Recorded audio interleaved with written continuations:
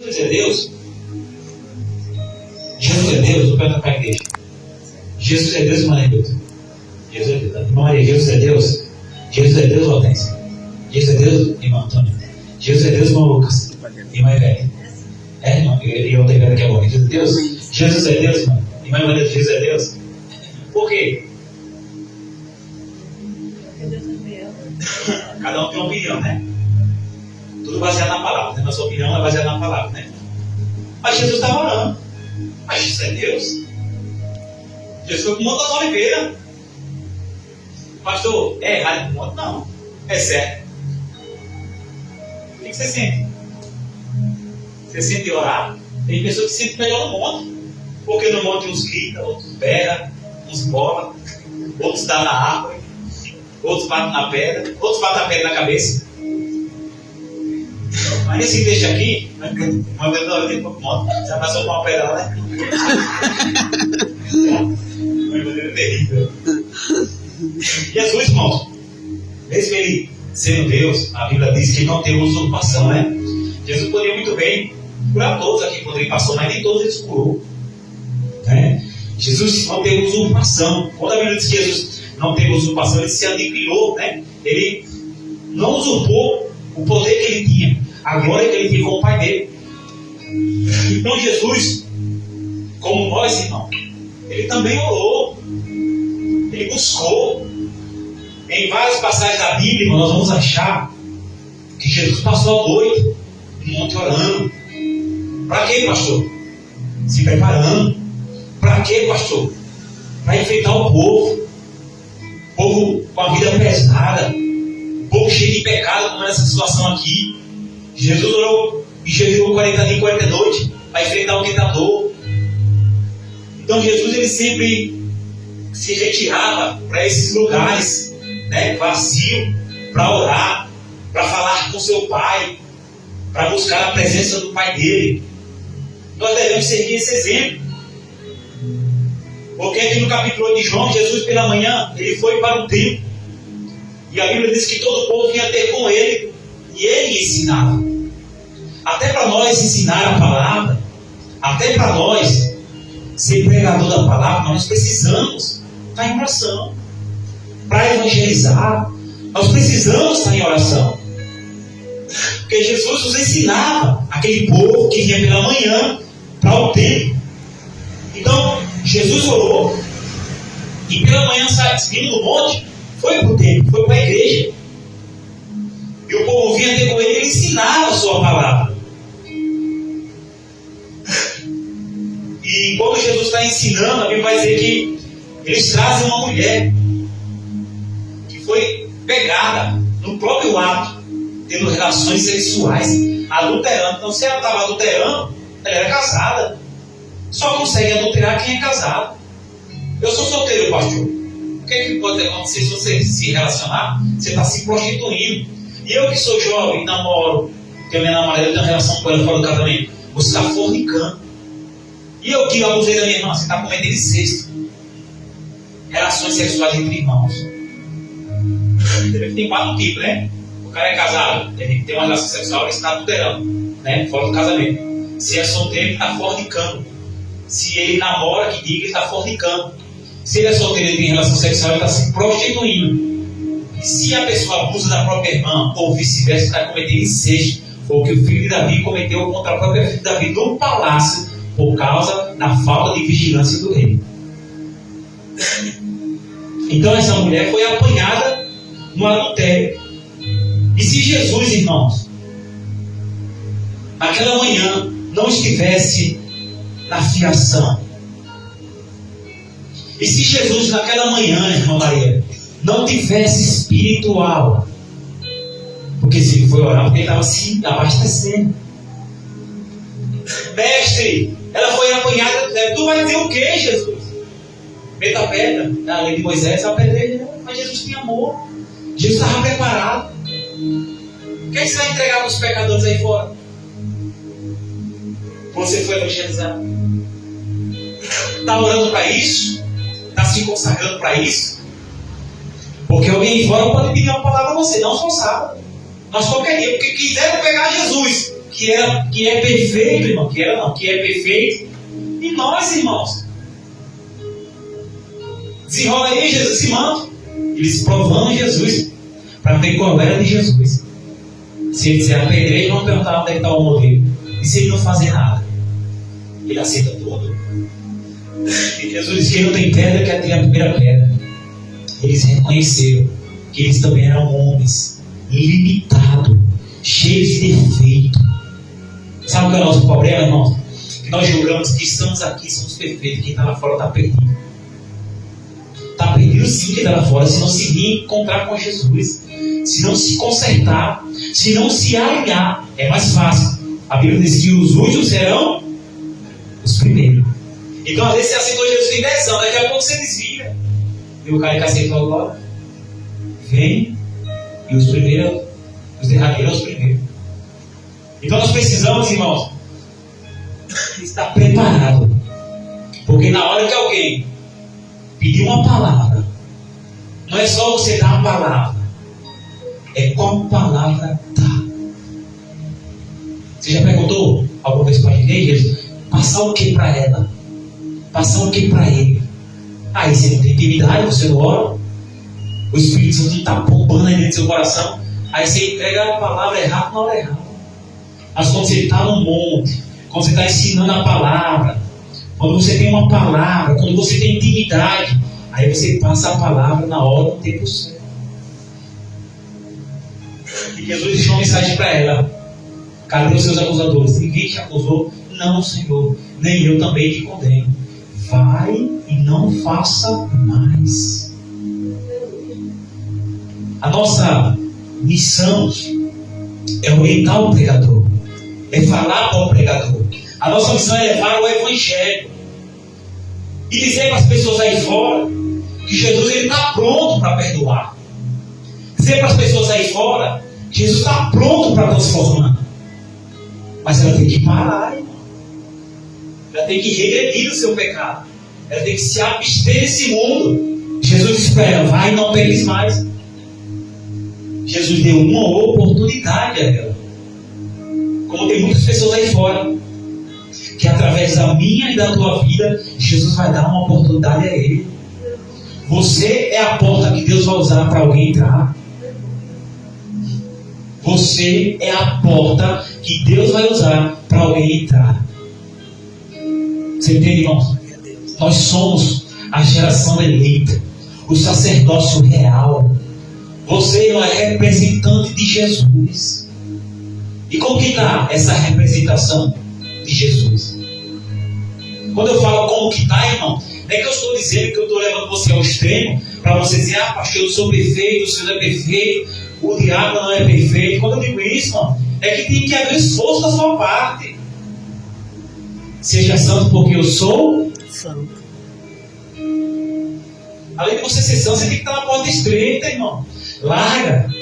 Espaçosa é a porta do mundo que conduz à perdição.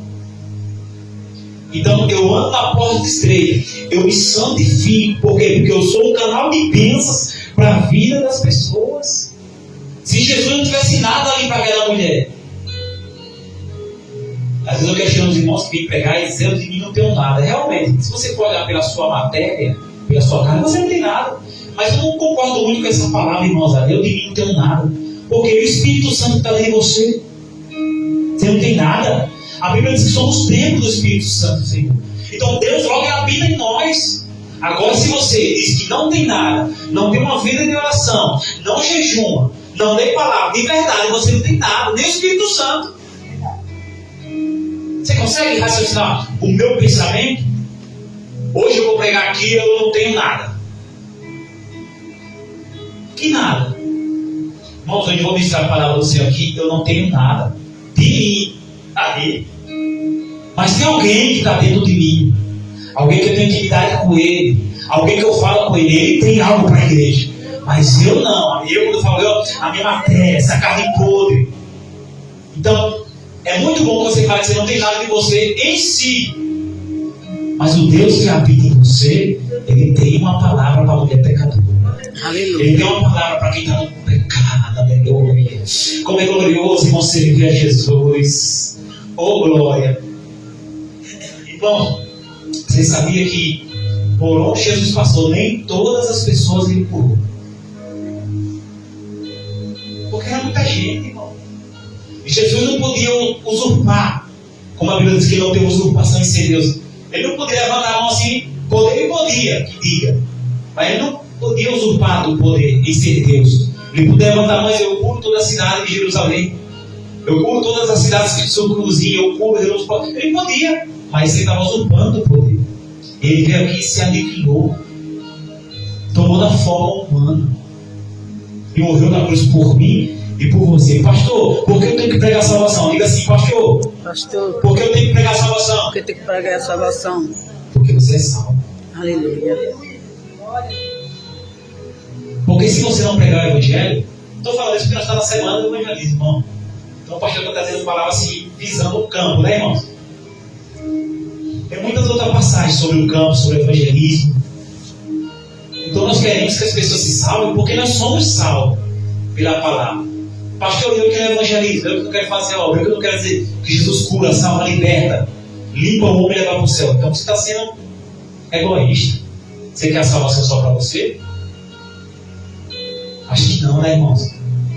Então nós devemos assumir o nosso papel como manda a palavra do Senhor.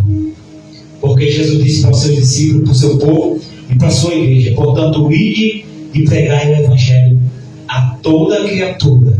O que crê e for batizado será salvo, mas o que não crê será condenado. Tem muitas pessoas que vai ser crente, mas não é porque fulano não crê e não quer nada com Deus que você não vai pregar. Você tem que pregar, irmão.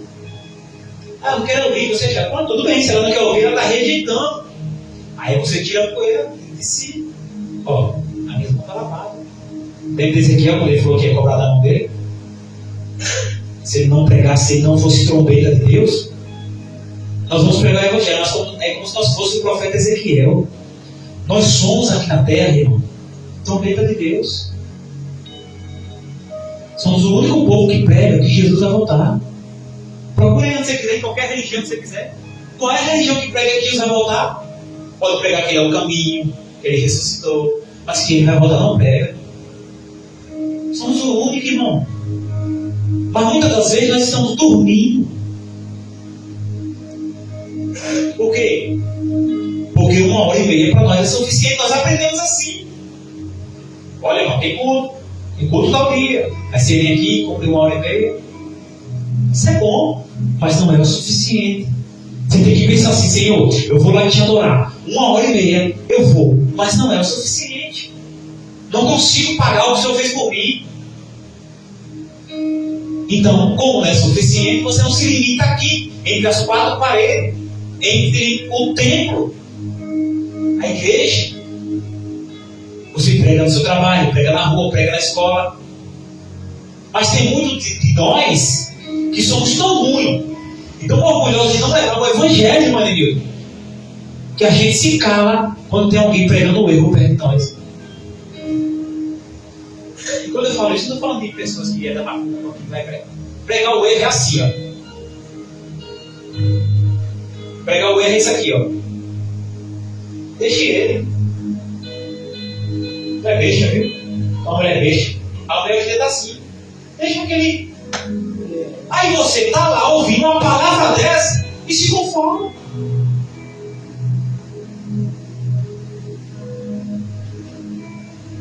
Você sabe que o casamento é de Deus, que a família é de Deus, foi Deus que instituiu. E que Deus disse para o homem não deixar, para o homem não separar aquilo que Deus uniu, ajudou. Mas você se conforma. Se vacilar comigo, eu deixo mesmo. Você está pregando contra você. Tem pessoas que é assim. Se mostrar comigo, qualquer coisa, eu não aguento graça, eu largo logo. Você está pregando errado para você mesmo. Olha que interessante. Eu estava falando de pregar para alguém, né? Alguém está pregando para o outro e você aceita. É uma coisa assim: seu filho está na droga, é assim mesmo. A juventude está tudo na droga mesmo. Não, irmão. Você tem uma palavra que liberta, que está na tua vida, Jesus. Prega para ele, conhecer a verdade do libertará. A pessoa quer fazer, faça, mas não com o seu consentimento. Se posicione, né, irmã Gabriela? Se posicione contra as obras do mal. Você está entendendo? Porque assim, o exemplo, o irmão pega. O irmão está no adultério. Aí eu digo assim, olha, irmão, fica aí no banco, daqui uma semana você volta. Você adulterou, mas é assim mesmo, dá bem adulterou. Não, irmão. Não se limita só a isso, não. A verdade está na nossa mão. A verdade está no nosso controle. Está dentro de você a verdade. Não tem quando alguém está morrendo e a pessoa não socorre? Isso se chama omissão. Você pode socorrer e não socorreu. Você omitiu, né? Você se omitiu, você não ajudou. Isso é crime. Bem assim é no sentido espiritual, irmãos. Você pode pegar para alguém, mas você não prega. Você está se omitindo. Bem na verdade e sabendo que aquela vida está morrendo. Esses homens aqui da lei, os escribas, queriam fazer justiça na vida daquela mulher. Porque a lei mandava assim. Ah, esses homens eram maus. Mas não era a lei. Aqui fora, matou, vai preso, né? Era a lei. É como se alguém matou, tu vai sair até Jesus. Jesus faz alguma coisa aí. Era a lei na época. Não é porque eles queriam praticar justiça, é porque eles queriam cumprir a lei. E a lei falava isso. Então trouxeram para Jesus. Tem coisas também que não é para nós, por nossa mão. Tem coisas que tem que entregar a Jesus, irmão. Mas você tem que fazer a sua parte. Está no seu alcance, pregue. Está no seu alcance, fala a verdade. Está no seu alcance, recurso. É como uma funcionária lá da AGL, né? Uma IBM trabalha, ela comentou comigo. E estava falando, não lembro o assunto que a vez falou, mas tem uma mulher lá que adora as imagens. Aí a mulher que é crente, da Deus é a boca, falei, ela falou não sei o que a respeito das imagens. Ela confundou a católica e adora as imagens. Mas naquela hora ela não engoliu o saco. Ela não se omitiu de falar a verdade. Porque estava dentro do contexto, dentro da conversa, na reunião deles. Então você, como crente, está aceitando as coisas erradas dentro do seu lar. Dentro do seu lar, dentro da sua casa, dentro da sua empresa, dentro da empresa que você trabalha. Pode meu filho fazer, mas vai saber que a mãe já falou a verdade. O marido falou a verdade para a mulher falou a verdade. Ele faz e ela faz. Mas debaixo da verdade que já foi explanada na vida dela. Por quê? Porque ela não vai ser como inocente. Senhor, a mim nunca falaram isso. Você entende? Cuida da tua casa, irmão. Olha, na igreja é isso. Não quem sou aí. Cuida da tua casa, irmão. Se fulano ou ciclano, o A ou B não quer, problema dele. A responsabilidade naquele dia vai ser cobrada de mim, de você que já conhece. Está entendendo? Ah, meu filho, 15 anos. Ah, ele teve que responder o teu cabelo. Tem certeza que é para o teu cabelo? É. E aí, como é que está a área de escola? Como é que está dentro de casa com sua mãe? Como é que está? E as amizades? Estão dando para você seguir? Cuidado, quem não honra pai e mãe vive pouco aqui na terra. É mandamento como promessa. Tem 15 anos, mas na verdade não vai cara a cara, mas vai pelo zap. Vai pela ligação. Eu não sou mito. Quer ir para o inferno, filho? Vá. Mas não porque o seu pai deixou de pregar para você. Não que o seu pai apresentou você quando você era pequeno na igreja. Não quando o seu pai teve que comer Sergipe e levar você todos os cultos. Agora, cresceu, se desviou, a culpa não é de papai não. É como dizer, essa culpa não carrega. Não carrega a culpa que é sua, irmão. Tira de você esse fardo de dizer, não ouviu o evangelho por causa de você conhecendo o evangelho. Minha mãe nunca ouviu o evangelho. Não ouviu por quê? Se você é filha da sua mãe e não pregou para ela faz 200 anos. Se é mãe, se é pai, prega para ele, filho. Prega para ela, se ela morrer. Se conhecer o evangelho por causa de você, ele vai querer o sangue da sua mãe. É Bíblia que eu estou pregando para você. Pode ser o Papa, irmão. Papa, se tudo se converter, tu vai descer. Não se omita. Agora eu digo para você, olhe, vá para o monte, jejum e pague preço, para você saber como Deus vai te usar, para você saber como Deus vai falar. Não de qualquer jeito. Você entende, irmãos? Então Jesus, ele passou a noite no monte orando, para de manhã ensinar a palavra. É por isso que às vezes a gente cobra, não, para pregar você tem que ser um homem de oração. Porque se você for um pregador sem ser um homem de oração, não sai nada. E às vezes as palavras que saem da sua boca nem efeito tem. Eu não sei se vocês já passaram, porque eu estou finalizando aqui, se vocês já passaram em algumas igrejas, ou até aqui mesmo, eu já senti várias vezes isso aqui. Às vezes o irmão começa a pregar e a gente começa a sentir algo glorioso no nosso corpo, um arrepio, uma coisa ou outra, tá? É porque o irmão está na oração, irmão. Está no jejum, automaticamente a unção que está na vida dele vai tocando na igreja. E a gente sai renovado. Nós não podemos depender da unção do irmão. A igreja não pode depender da unção do pastor. A igreja sobrevive através da oração do pastor. Eu não dependo da unção do diácono, do porteiro, do presbítero. Eu tenho que orar. É individual esse negócio. Amar uns aos outros. Você tem que cumprir os mandamentos de Cristo. Quer unção, mas não ora. Quer pregar, mas não ora. É mais ou menos assim, irmãos, o caminho. Então, amanhã é sexta-feira, sábado pela manhã. Vou falar aqui com o irmão Daniel e com o irmão Ivanildo. Mas ele vai trabalhar no sábado pela manhã, né? Vamos marcar a consagração aqui 8 da manhã, no sábado, porque vai ter evangelismo, vai ter o culto de varões, vai ter